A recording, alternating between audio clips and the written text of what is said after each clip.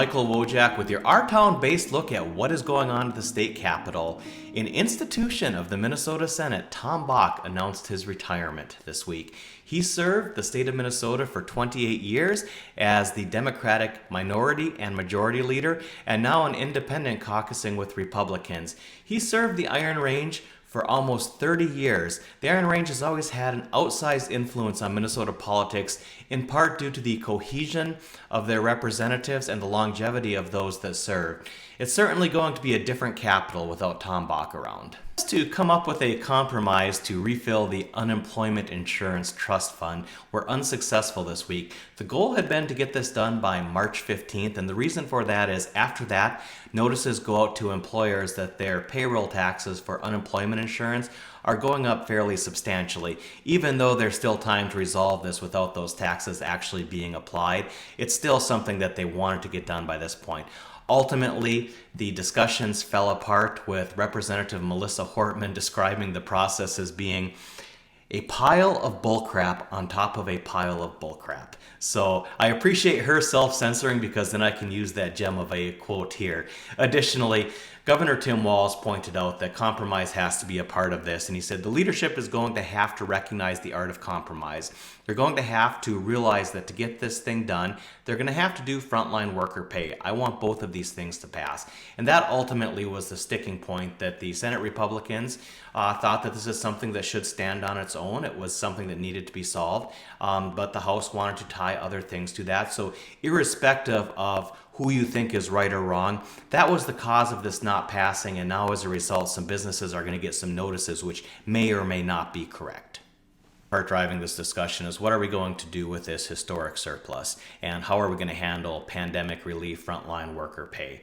So there's different proposals. Governor Tim Walz is talking about one-time rebate checks of $500 for individual filers, $1,000 for married couples.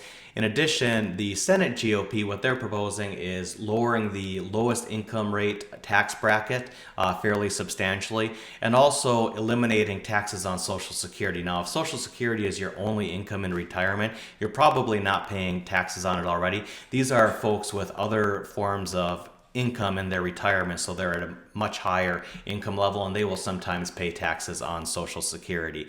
So these issues have not been resolved, and look for that to be part of the overall discussion as deadlines approach. In addition, there's some back and forth over whether the Senate is supporting any frontline worker relief or pandemic hero relief. Initially, their proposal was $250 million. It's not sure that that's on the table yet. Obviously, the House is looking for more dollars for that.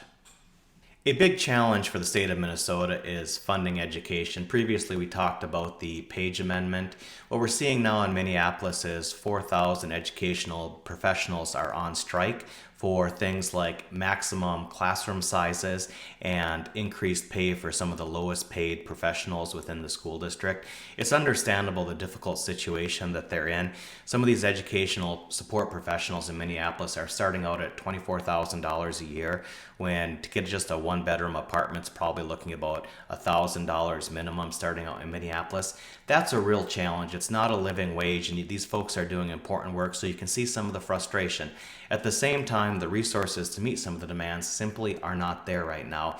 School districts face incredible challenges from just overall support, not keeping up with inflation for a couple of decades now, and also the incredible costs of special education, which are not being funded at an appropriate level from state and federal governments. It's coming to a head with some of these strikes that we're seeing, discussion of other school districts doing the same thing. So we're very much going to keep an eye on what the potential is to increase funding to school districts given this historic surplus that we're seeing. Now, as a former local elected official, I understand the tension between different levels of government, and one of the things particularly frustrating to local officials is when bills come out of the state or federal government which preempt or mandate what cities can and can't do. I took a look at various Senate bills that would influence local government, and here are a few that I thought were particularly interesting. There is a proposal that cities of the first class would elect their police chief. This is of interest because Rochester is in fact a city of the first class. Additionally, there is a bill that would require a referendum for any capital spending over $1 million.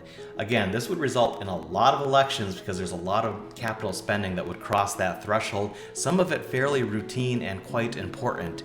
Lastly, there is a bill to undo rent control passed by the citizens of Minneapolis and St. Paul. It's not the first time we've seen the state trying to undo what the will of local people wanted. Previously, it was minimum wage requirements that were passed in Minneapolis and St. Paul. So pretty universally, local governments oppose these preemptions or mandates, and we'll take a look to see if any of this makes its way through the Capitol.